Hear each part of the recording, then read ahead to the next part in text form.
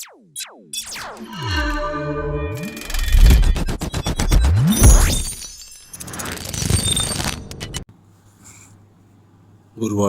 குருவே துணை, குருவே சரணம். நமச்சிவாய வாழ்க, நாதன் தாழ்வாழ்க, இமைப்பொழுதும் என் நெஞ்சில் நீங்காதான் தாழ்வாழ்க. தென்னாடுடைய சிவனையை போற்றி, எந்நாட்டவர்க்கும் இறைவா போற்றி, எல்லா உயிர்களும் இன்புற்று வாழ்க. பிரம்மஞான புரட்சிபை குருகுலத்திலிருந்து ஸ்ரீ ஸ்ரீ பரமஹம்ச சுந்தரானந்த மகரிஷியின் சடனாகிய உங்கள் ருத்ர சிவதா பேசுகின்றேன்.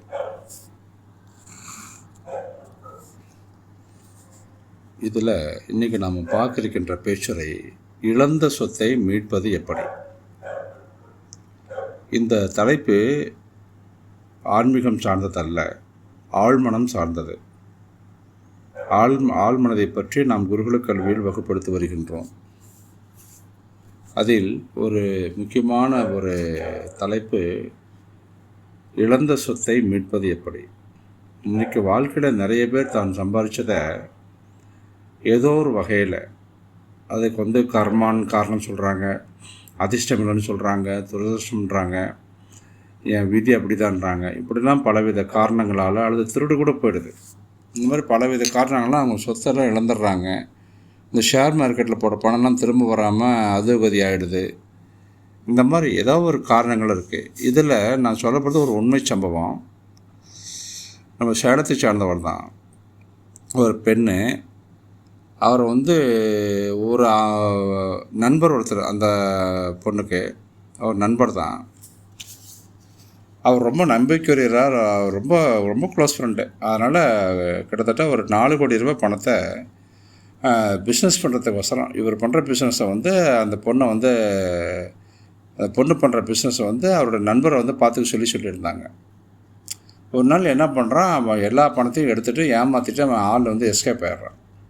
ரொம்ப ரொம்ப அவங்களுக்கு மன வேதனை, எல்லா சொத்துமே போச்சு அவங்களுக்கு. அதுதான் எல்லாமே ப்ராஃபிட்டாக அவங்களுக்கு. அதுதான்.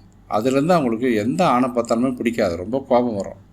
யாராவது ஆண்களை பார்த்தா பழி வாங்கணும்லாம் துடிப்பாங்க. ஒரு பகைமை, ஒரு பகை உணர்வு, வெறுப்புணர்வு, இதெல்லாம் அவங்களுக்கு ரொம்ப ஆட்கொள்ள ஆரம்பிச்சிருச்சு. தான் வாழ்க்கையில் எதுவுமே உண்மை இல்லை, கூட இருக்கிற எல்லாமே நம்மளை ஏமாத்துறாங்க, நம்ம அன்லக்கி ஃபெலோ, நம்மளால் இப்படி சம்பாதிக்க முடியாது, திருப்பி இவ்வளோ பணத்தை எப்படி நம்ம மீட்டெடுக்கிறது அப்படின்னு தாழ்வு மனப்பான்மையில், எதிர்மறை எண்ணங்களாலேயே அவங்க இருக்க அவங்களுக்கு ரொம்ப மன கஷ்டம் உண்டாயிடுச்சு. அதனால் மனசு சோர்ந்து போய், உடல் சோர்ந்து போய், எதையும் சாதிக்க முடியாத மாதிரி ரொம்ப பரிதவிப்பாயிட்டாங்க.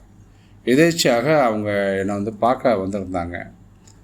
அப்போ அவங்க அப்படி பேசிகிட்டு இருந்தப்போ இந்த விஷயத்தெல்லாம் அவங்க சொல்கிறாங்க. அப்போ நான் அவங்களுக்கு சொன்னேன், அம்மா வேறு ஒன்றும் இல்லை, நம்ம என்ன விதைக்கிறோமோ அதை தான் நம்ம அறுவடை பண்ணுறோம். அதனால் நம்ம தலைவிதி இது தானே, நீங்கள் நொந்து போயெல்லாம் உட்காரக்கூடாது. நீங்கள் நேர்மறை எண்ணங்களோடு நீங்கள் இருக்க ஆரம்பிச்சிங்கன்னா நீங்கள் இழந்ததை உங்களால் மீட்க முடியும். அப்போ அது இல்லாமல் நான் சொல்கிற ஒரு சுய பிரகடனம் ஒன்று நான் சொல்கிறேன் உங்களுக்கு.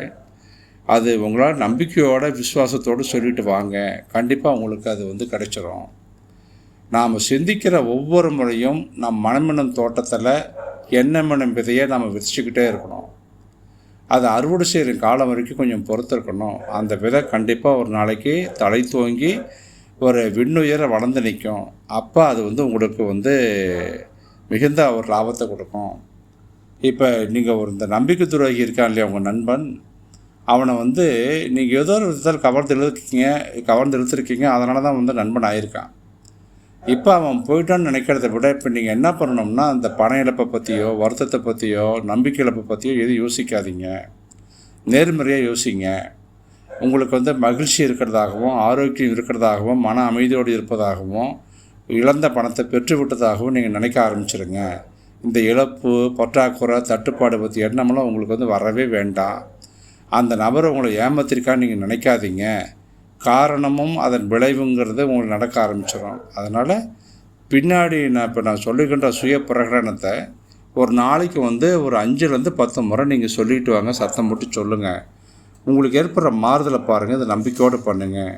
அதுக்கு அந்த பொண்ணு சொல்லுது, ஐயா வெறும் வார்த்தைகளை சொல்கிறதெல்லாம் இழந்த சொத்து எப்படியா கிடைக்கும், என்னையா நீங்கள் சொல்கிறீங்க அப்படின்னு.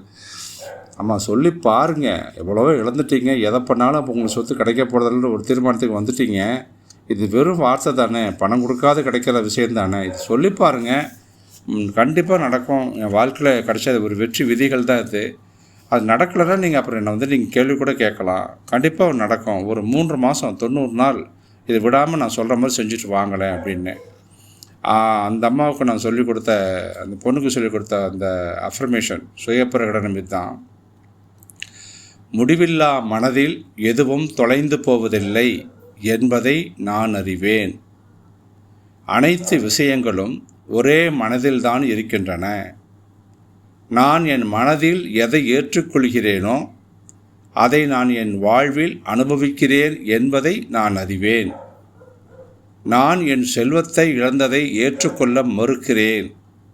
ஏனென்றால் செல்வம் அபரிமிதமாக என்னிடம் வந்து குவிகிறது. என் மன ரீதியான ஒப்புதலாலும் நம்பிக்கையாலும் தவிர எதையும் என்னால் அனுபவிக்க முடியாது என்பதை நான் திட்டவட்டமாகவும் நேர்மறையாகவும் முழுமையாகவும் அறிவேன். நான் இப்போது செல்வத்தையும் அபரிமிதத்தையும் ஏற்றுக்கொள்கிறேன். எனக்கு நான் எதை விரும்புகிறேனோ மற்றவர்களுக்கும் அதையே நான் கொடுக்க விரும்புகிறேன். ஏனெனில் ஆரோக்கியம், செல்வம், மன அமைதி ஆகிய விதிகளை அன்புதான் இயக்குகிறது என்பதை நான் அறிவேன். இதுதான் இந்த சுயப்பிரகடனம். இந்த பிரார்த்தனையை அந்த பொண்ணு தினமும் சொல்ல ஆரம்பிச்சிட்டான். ஒரு வாரம் தான் இருக்கும். ஏதோ ஒரு மாற்றம் உடம்பில் மனசில் ஏற்படுறத வந்து அவள் ஃபீல் பண்ண ஆரம்பிச்சிட்டான். அப்போ தான் ஏமாற்றப்பட்டுன்ற ஒரு எண்ணம் அந்த பொண்ணுக்கு வர்றப்பெல்லாம் மீண்டும் அந்த அஃபர்மேஷனை அதை சொல்ல ஆரம்பிச்சிடும். அப்போ என்ன பண்ணேன், நான் இதை சொல்லி முடிச்சுட்டு நான் என்ன சொன்னேன், அவன் நம்பிக்கை துறையாக இருந்தாலுமே நீங்கள் அவனை வாழ்த்துங்க, அவன் நல்லா இருக்கணும்னு வாழ்த்துங்க. இதை நீங்கள் அப்படி சொல்லி தான் பாருங்களேன், என்ன நடக்குதுன்னு பாருங்களேன் அப்படின்னு. அந்த மாதிரி எதிர்மறை அவனை பற்றி தப்பான எதிர்மறை நம்பிக்கை துறையாக வர்றப்பெல்லாம் அவன் என் நண்பன் நன்றாக இருக்கட்டும் அப்படின்னு வாழ்த்த ஆரம்பிச்சிருச்சு. அவன் ஆரோக்கியத்தோடையும் செல்வத்தோடையும் மகிழ்ச்சியோடும் மன அமைதியோடும் எல்லா ஆசீர்வாதங்களோடும் அவனுக்கு கிடைச்சி அவன் நல்லா இருக்கணும் அப்படின்னு சொல்லி அந்த பொண்ணு நினச்சிக்கிட்டு வாழ்த்த ஆரம்பிச்சிருச்சு. ஒரு சில வாரம்தான். அப்புறம் அந்த பொண்ணு ரொம்ப உற்சாகமாக இருக்க ஆரம்பிச்சிருச்சு. எனக்கு ஃபோனை பண்ணி, ஐயா இந்த மாதிரி வந்து என்னமோ தரப்படி வாழ்த்த ஆரம்பித்த பின்னாடி நான் கொஞ்சம் நல்லா இருக்கிறேன், மனசில் நல்லா ஃபீல் பண்ணுறேன், நான் பெட்டராக இருக்கேன், எனக்கு ஏதோ ஒரு தன்னம்பிக்கை ஒரு உற்சாகம் வந்த மாதிரி இருக்குதுன்னு அப்படி சொல்ல ஆரம்பிச்சிருச்சு. கரெக்டாக 3 மாதம் முடியுதுங்க. அதே தொழிலில் வேறு இடத்துல முதலீடு பண்ணுற மாதிரி ஒரு அமைப்பு வந்து கடன் வாங்கி பண்ணுற மாதிரி அமைப்பு வந்து பண்ண ஆரம்பிக்குது. நம்பிக்கையாக முயற்சியாக இந்த பொண்ணு திரும்ப பண்ணுது. அந்த அஃபர்மேஷனை விடாமல் சொல்லிக்கிட்டே இருக்குது. அதை விட 10 பங்கு லாபத்தை அடுத்த 6 மாதத்தில் அந்த பொண்ணு வந்து அடையிறாங்க. 4 கோடி பணத்துக்கு பிறகு 40 கோடி வருமானம் அந்த பொண்ணு கிடைக்கிது. அப்போ தான் ரொம்ப சந்தோஷம். அந்த பொண்ணு வாழ்க்கை நம்மளை மறக்கவே மறக்காது. இந்த சுயப்பிரகடன அந்த கட்டளை சொற்கள் ஒருத்தருடைய வாழ்வையே மாற்றக்கூடியது. இழந்த போன சொத்து மட்டுமல்ல, இழந்த போன எதையும் பெற வைக்க முடியும். ஒன்றுக்கும் சுயப்பிரகடனம் மாறும். அதனால் யாராவது நம்மளுடைய வாசகர்கள் மாணவர்கள் யாராவது சொத்து ஏதாவது இழந்திருந்தீங்கன்னா, பணத்தை இழந்திருந்தீங்கன்னா, இந்த சுயப்பிரகடனத்தை நீங்கள் கேட்டு எழுதி வச்சுக்கிட்டு அதை திரும்ப 5லேருந்து 10 முறை சொல்லிக்கிட்டு வாங்க. 3 மாதத்துக்குள்ளே உங்கள் வாழ்க்கையில் வந்து அற்புதம் நடக்கும். இழந்த சொத்தை நீங்கள் மீண்டும் பெறுவீர்கள் என்று உங்கள் அனைவரையும் அன்போடு கேட்டுக்கொண்டு விடைபெறுகிறோம். பிரபஞான பொற்சபையிலிருந்து